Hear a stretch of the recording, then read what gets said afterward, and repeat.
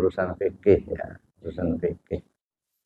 Ya, kenapa saya ingin sampaikan ini? Karena ada juga yang bertanya kepada saya bagaimana pelaksanaan sholat.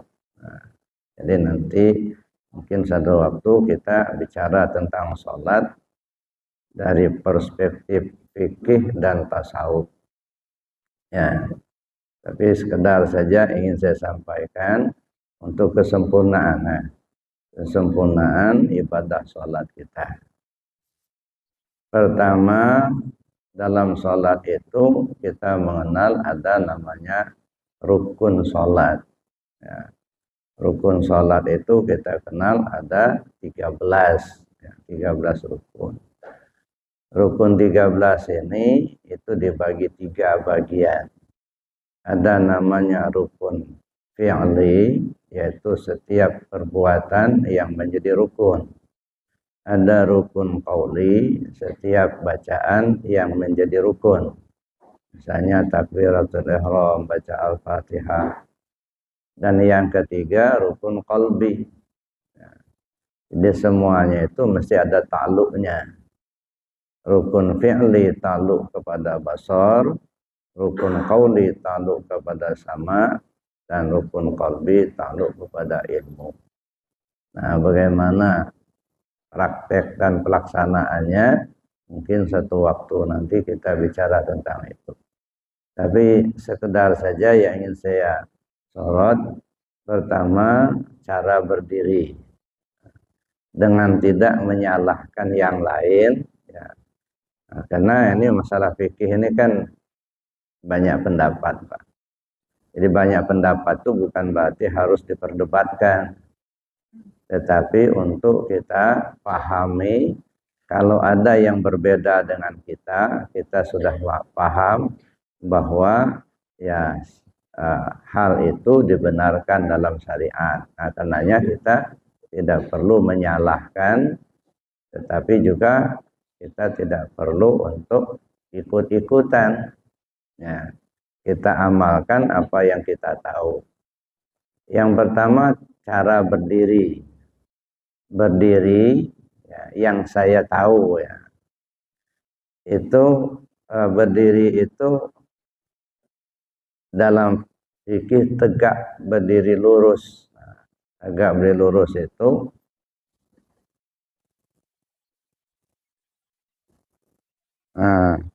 kaki sejajar dengan bahu, kira-kira sejengkal jaraknya. Nah, itu satu ya. Apa maknanya dalam konteks tasawuf nanti kita kaji. Kemudian takbiratul ihram.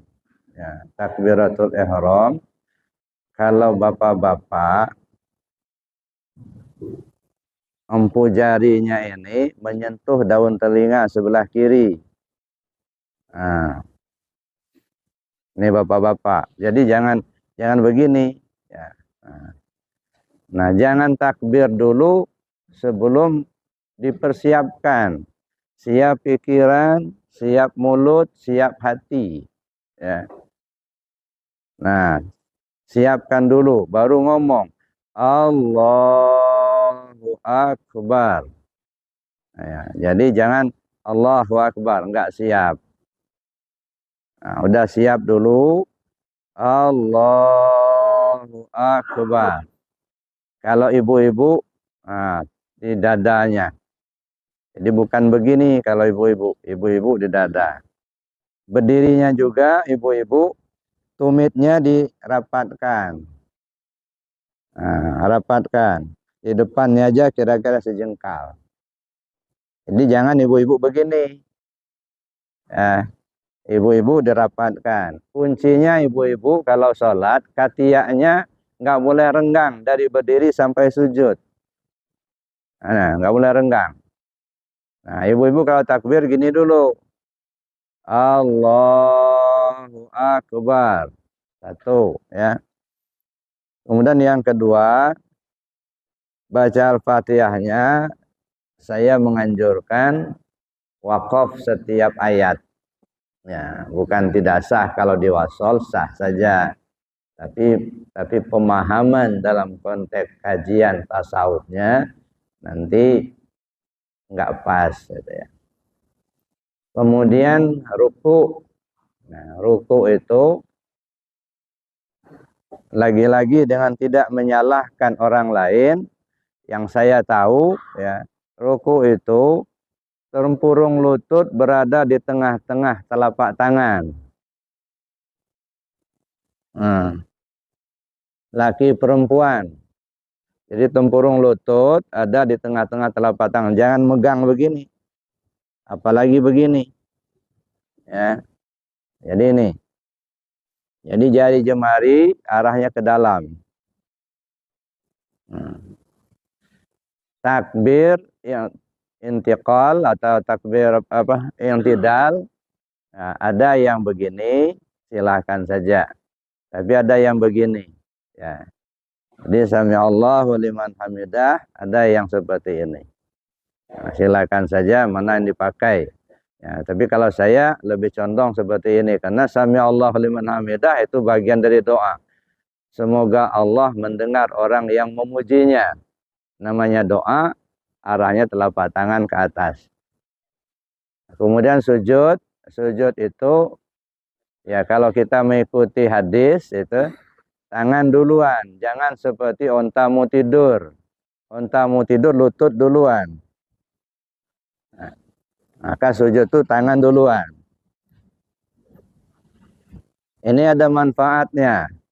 Kita yang sudah tua-tua begini, Pak, kalau lutut duluan kadang-kadang menggigil, nggak kuat. Nah, tapi kalau tangan duluan, nah ini ditumpukan dulu, baru turun.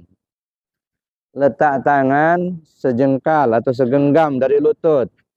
Nggak boleh begini, ya, walaupun sejadahnya panjang, tetap saja. Nah, dari lutut itu kira-kira segenggam. Ya. Letak tangan empu jari kiri menyentuh ujung bibir sebelah kiri.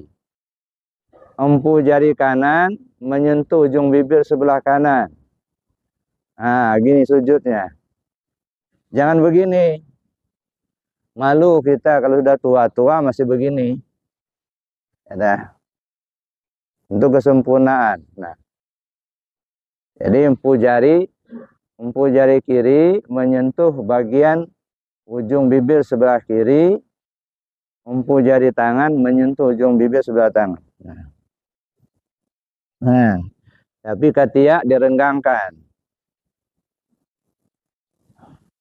Jangan begini.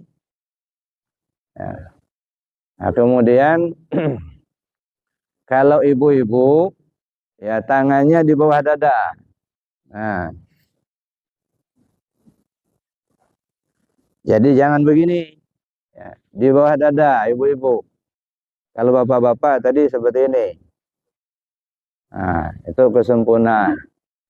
Kemudian ketika duduk tayat awal atau tayat akhir, jari jemari tangan itu sejajar lutut.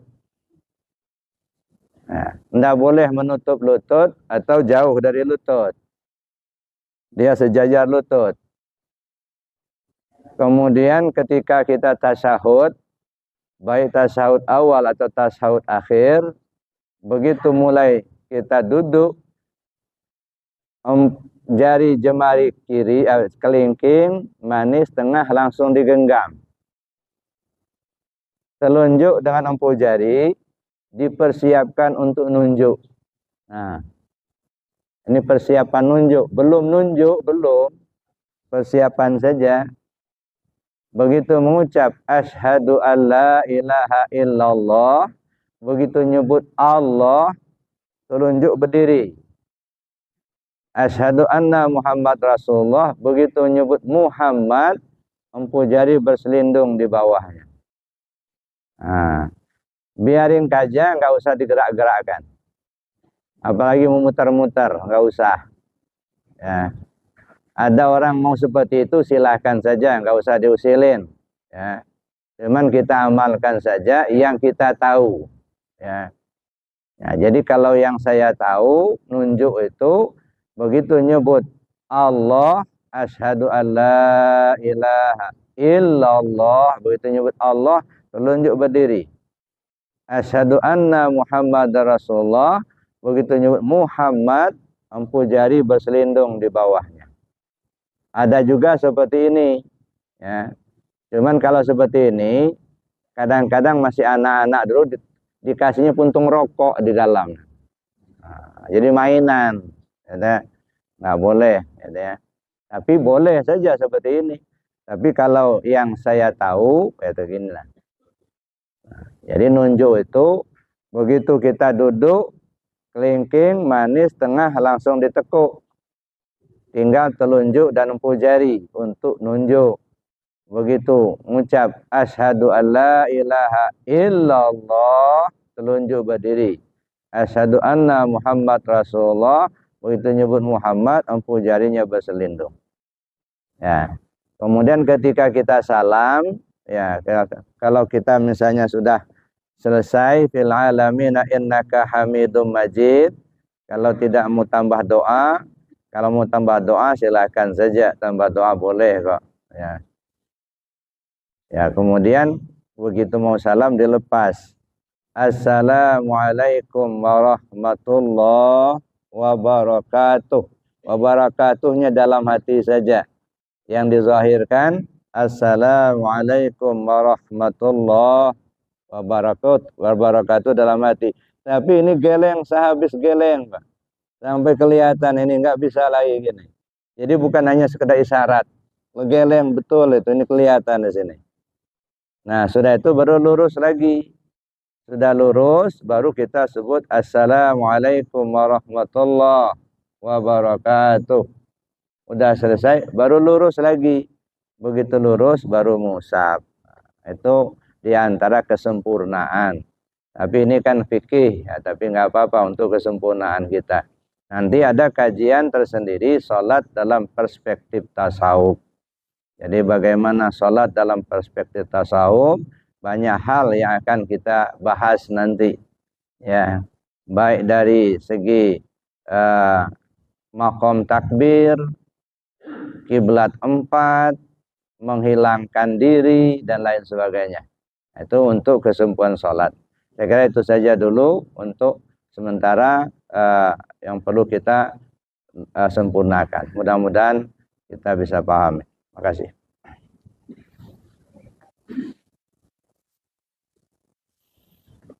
Jadi kalau ada perbedaan pendapat itu dalam fikih itu lumrah, Pak. Ya. Kita tidak alergi dengan perbedaan. Tujuannya supaya bisa kita pahami. Kalau ada orang yang berbeda dengan kita, ya sudah diam saja, nggak usah diusilin. Gitu. Nah, kalau kita sholat di haram, ya baik di Mekah maupun di Madinah, macam-macam, Pak. Ya, ada yang Allahu Akbar, ngejuntai aja tangannya, nggak dipeluk-peluk, enggak. Nah, ada yang sedekap ke dada, ada yang begini, ya serahkan saja. Nah, tapi yang saya tahu, gitu ya, kalau kita naruh tangan, arahnya ke kiri sedikit, menekan tentang latifah qalbi. Latifah qalbi itu letaknya 2 jari di bawah susu kiri, condong ke samping kiri. Nah, ini. Nah, jadi agak miring sedikit. Kemudian tangan kanan merapat ke rusuk. Nah, tangan kiri itu agak merenggang sedikit. Nah, ini kesempurnaannya. Jadi tangan kanan merapat ke rusuk, sedangkan tangan kiri agak direnggangkan sedikit sehingga ada lubang seperti lubang H gitu. Kalau H besar. Gitu. Nah, itu untuk apa namanya naruh tangan. Kemudian ya tangan kanan di atas maksudnya tangan kiri dulu yang di bawah kemudian ditimpa dengan tangan kanan. Itu maksud tangan kanan di atas. Jadi nggak usah dipahami tangan kanan di atas itu sana harusnya begini. Ya, enggak juga seperti itu. Maksud tangan kanan di atas itu artinya tangan kiri dulu diletakkan baru diletakkan tangan kanan. Gitu. Adapun orang yang akan begini, ya silahkan saja. Itu pengetahuan dia. Makasih. Baik Bapak Ibu, memang urusan sholat ini banyak. Ya. Kalau kita akan kaji dengan sempurna. Ya. Karena sholat itu sendiri kan mi'raj. Ya. Apa itu disebut mi'raj? Ya, kita perlu paham ada mi'raj jasmani, ada mi'raj ruhani, ada mi'raj ruhul kudus gitu ya. Nah, seperti apa mi'rajnya? Nah, kan ada dalam hadis as-salatu mi'rajul mu'minin kan. Mi'rajul mu'minin itu artinya mi'rajnya si al-mu'min. Bukan mi'rajnya orang yang beriman. Ya, si al-mu'min itu siapa? Si al-mu'min itu ruh kita. Ya. Al-mu'min miratul mu'min. Si al-mu'min itu cerminan daripada si al-mu'min. Artinya al-mu'min pertama itu ruh kita, al-mu'min kedua itu salah satu nama Allah. Jadi ruh itu tuh cerminan daripada Allah gitu.